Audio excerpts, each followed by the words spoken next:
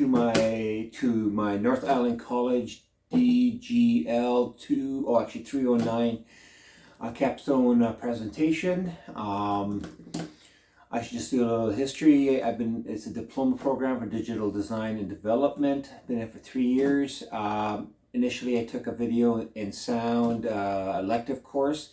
Now it's become more or less part of the curriculum for the diploma. And since then, I found out that I do enjoy the video and sound part. And I'm going to be working on a media company, self-employment or contracting out. And I want to understand a little bit more about social media and YouTube development and TikTok and all the other stuff that we didn't spend a lot of time on. I mean, I'm comfortable with the design and graphic design and web design part, UX and all that kind of stuff. So that's another course, another capstone that I'm working on. In the meantime, I'm working on this, and this capstone was supposed to be a series of YouTube videos that are in sequence, or some kind of, work together.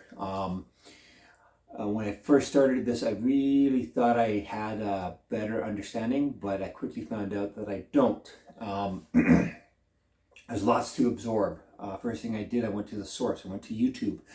There's millions, if not billions, of videos out there to tell you how to do this and how to do that. And of course, one of the subjects is how to create your YouTube page and create a channel. Find your niche and copy this or that. What's popular, what's not. There's a lot of shortcuts on how to find followers and to find subscribers, but I'll get back to that a little bit more. But there's a lot of information out there, so I got absorbed by all the details, and I became scared. I mean, I became insecure with talking on camera, and yeah, this is not my normal self. If you watch some of my earlier videos, I was pretty quiet and a little bit slow spoken. Unsure of myself. In my head, I'm constantly, don't do this, don't do that, watch your hands. I like using my hands. It's part of my culture, so I am going to talk about using my hands a little bit more. After I got to see all those videos, I had to create a YouTube channel. And there's a lot of learning process there. It has a few niches or not niches, sorry, tricks and tips that they give you, and you get comfortable. It's not really hard to do. It's just basically getting down and making a video and producing it and getting it out there, uploading it, right? But in the meantime, because this is a kind of like a series, a project, I had to create a name. I had to create I'm going to say niche, but you have to set it up so it matches your brand. And in my case, I have a website, Mishko DJs, and it's a mobile DJ business, and I want to kind of relate this channel to that. So I have a private or a personal interest in this to work out. And in the process, I realized I had to show a connection between this channel and my company webpage and all that stuff. So I did work on the branding, and you'll see on screen now should be a picture of my YouTube page and how it relates to my personal webpage. You'll see that the graphics are similar and the title and everything is there, including Music Makes Memories. That's actually part of my tag for my business. So that's where this is going. Didn't start there. You'll see there's a part about doing videos from the 80s, what I learned in the 80s and stuff. There's a video, and that was going to be my topic, but it turned out, because of copyright infringement of the rules, which is something you got to be quite aware of, and I spent a lot of time reading up on that and learning about how things have changed. And I did get slapped on the wrist, but I did also fight it and win, so I'm able to use a part of a song, but make the process difficult. And because part of my interest is to have the music being played so you know what I'm talking about, instead of going out and listening to it, I want to include that. I can't, not without a whole bunch of crap I don't want to deal with. So I had to change. So that's why it's now called Music Makes Memories, and basically what music means to me. A lot of the things that they tell you to do is finding a niche and doing this and that, following. It's a very herd mentality, and I realize I've never been one to follow the herd. But at the same time, how do I get my followers, right? So it's a marathon. It's not a race. Some of the things I learned, I'll get back to that a little bit more. But when it gets down to finally producing the videos and stuff, again, there's a whole bunch of things you got to take into account. And although I did do some education, some learning, some courses with the video and sound, I have some knowledge and ideas. But it's different between making a movie or a commercial or a production as it is to making a simple YouTube video. When it comes to YouTube videos, you have options for what sources you use for your cameras or your video, right? You get the cell phone, like I'm using right now, you have a cell phone. There's cameras to use. You can use a video camera, a digital record, or even a DSLR camera like a Nikon or Canon, which takes amazing video and including better than well, maybe not better, but close to this quality. And then you just have to upload it, right? So there's those options. There's also GoPro. I did a couple videos on my channel with GoPro. I do like it. It's not bad. It's quite simple. It's very simple. I already said simple. I'm going to say it one, two. Simple. There's also using the webcam from the monitors now, or an external one, USB one, and I did do that too. So you'll see that kind of function or that quality on one of my videos too. So there's lots of options, and I was playing around with all of them because I really needed to know what is the best thing for me. And it comes down to convenience and I guess what I get comfortable with. I mean, I'm able to take the phone with me. I can set it up outside and stuff like that. But setting up a studio in-house, I would probably go with my webcam, or what I found out was using software called OBS. I'm going to get back to that in a second. The other aspect of creating videos is to have a good microphone. The phone has a good stereo sound. I'm hoping it's going to produce a good quality. I will post production, edit it a little bit, so it'll sound hopefully much better than it is not being post-produced.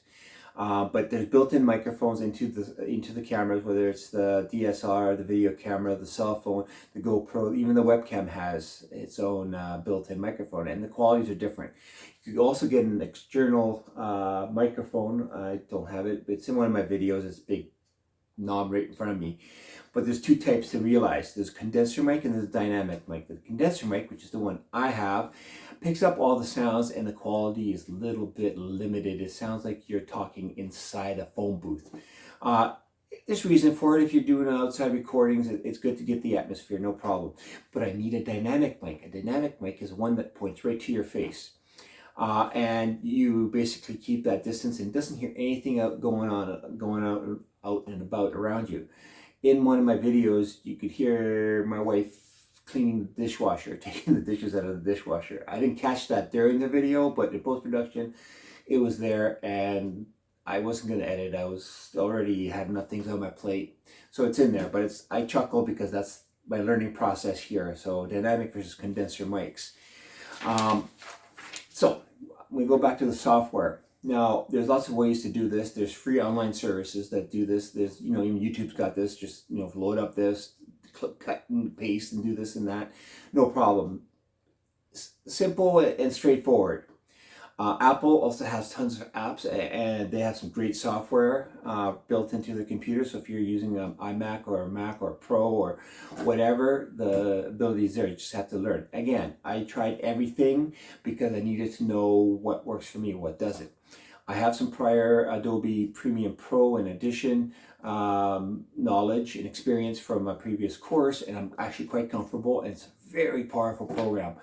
I like it a lot. But again, it's a lot more power. And again, I did some production on my PC computer, and then I did some production on my iMac computer. Most of that is on the iMac, but anyway, storage, I'll get to that in a second.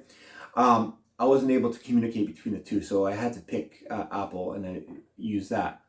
The one that I actually learned about and and one of my videos was produced by it, is OBS, Open Broadcasting Software. And it's amazing. It's basically what most people, I would say 80%, if not 90% of YouTube people out there use, is for podcasts And for a good Facebook not Facebook, YouTube content, it's got a lot of awesome features. And once you get to use it and to know it, it saves a lot of time, and it's got really good quality video and sound, and it's got some real cool tricks, makes you look like you're like you're a professional or something like that. So I highly recommend it. It's free and it's downloaded, and there's a lot of videos on how to use it. Like I said, one of my videos is done doing that. You might pick it up. That leads me to pre-production. When you start doing your videos and stuff, it's good to have a script. Also, using lights to get a better picture of yourself. Some backlighting helps as well. That is important, because the better the lighting out here, the less editing you have to do in post-production. Something to keep in mind.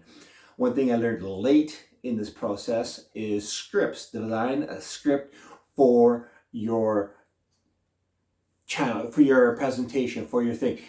This is actually the first time I'm using a script, and this is basically an outline to remind me of what I need to talk about. I'm also watching a timer, and I know I'm getting close to it. I still got a little bit to cover here, so I'm going to move ahead. But yes, having a script, knowing what you're talking about, is a very good thing. And some people say read it over several times, make several takes, and then you have it done. I don't have that luxury right now. I'm being pressed for time, so I'm basically winging it as I go, which is fine. It's either here or in front of the camera during the presentation. So then it moves on to post-production. File transfer. You got to make sure you keep in mind that whatever you record has to be transferred to your computer, unless you're doing it off your computer. But also backup storage and stuff like that. Knowing where all your files are. Nothing worse than having 2 or 3 recordings, videos, or short things you want to put together and you can't find them. I spent a lot of time looking for things, even if it's just images. Again, this was because I had some stuff on my PC and I wanted to get it over to my Apple. It's confusing. Just get a habit and stick to it. I recommend Google Docs and spending something for online cloud storage. I'm not going to get too much into it, but yeah, that's just something you need to be aware of and keep in mind.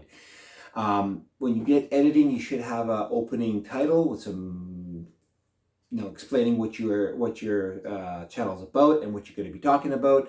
Closing credits is important. I actually lack in that department. Something I need to work on. Again, this is a marathon. I'm learning as I go. Using images. It's always good to have good high quality images and videos and stuff like that when you put them into. You can really tell when it gets dumbed down, especially when you have a good quality video and you send it up to YouTube. Sometimes the quality gets compressed and you lose quality there. You don't want to do that. I talked about copyrights. It's very important to have your music copyright. I mean, you can't use the material, plain and simple. YouTube, Facebook, they just shut you down 100%. You can't do anything. And even stuff off TikTok is very limited because it's like 30 seconds of this and that. So be aware what you use, is whether you can or cannot. Then after you get that done, upload to YouTube. Give yourself some time. It could take an hour or more. Then you have to fill out all the forms, the information about it. I'm going to go running long here, and I apologize. But I'm giving you a lot of information, and as you can see, I'm ecstatic about this. This is my niche. I'm learning. I learned a lot. The next part was about the social media and how to get it to help you find followers, find subscribers. You need to promote, not just through YouTube. I mean, yes, you can. But YouTube is the second biggest search engine next to Google on the planet. If you have the right titles, you will find people coming to you. Like if you say how to produce a YouTube video, okay, someone's gonna be looking that up, and eventually you will get followers. But my subject isn't just about that. This one video will be. Maybe I'll pick up some followers and people viewing this. There goes the alarm. Let me just turn that right off. There we go.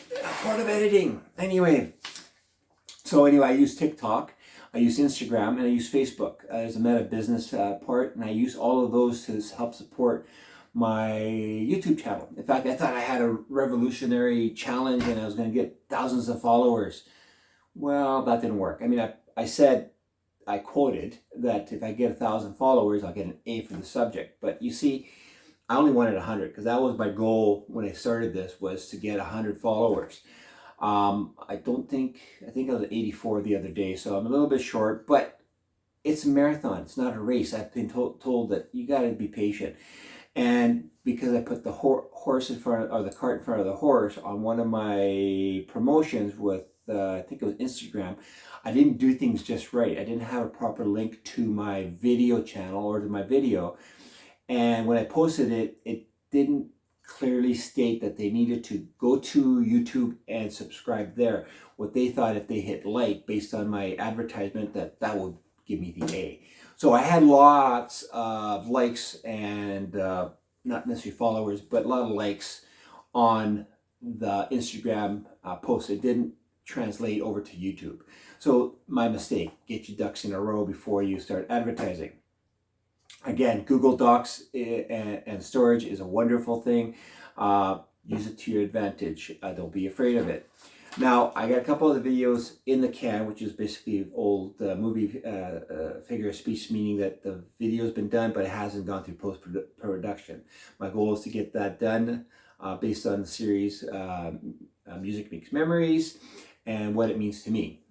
There's talk about a earworm traveling through a Euro trip when I was younger, and there's another time when I went through Europe, how I listened to one cassette so many times that I had to buy a second cassette before I came back, and then a third cassette when I actually got back, because I listened to the damn thing so much. I'll be talking about that. Hopefully that's enough for you to come back, subscribe, and come listen to that those videos. What I learned out of this at the end was stay real. You can follow a niche, find your niche, but don't follow a niche. I mean, there's so many people out there find something that works, and then they start producing it, and before you know it, you lose track of who actually was the original content owner. And then things get edited, re-edited. It's hard to believe everything you see. I've said this several times: marathon, not a race. And be patient. So anyway, I've seen a few YouTube videos and of people, and that's what they say. It's like, you know what? It's been 5 years, and I'm just hitting my 20,000th follower, and I appreciate every single one of them because they've stuck with me for 5 years. So instead of me rushing out there and trying to get 10,000 or 1,000 or how many viewers I can and subscribers, I'm going to slow down. I'm going to back up a bit. I got, my media company to work on. I got my DJ business to work on, which has been going really well with COVID being gone, and this YouTube channel. I really do want to produce something that I can continue translating into advertisements for TikTok and Instagram, and we'll see where that goes. So thank you for listening. I'm going to return you back to the presentation that I'm going to do and answer any of your questions. If you did like this, do subscribe and do share this video, because I could definitely use some followers, but only if you really appreciate what I've talked to you about and you learned something. Mish, go out. You guys take care, and I wish you all the best.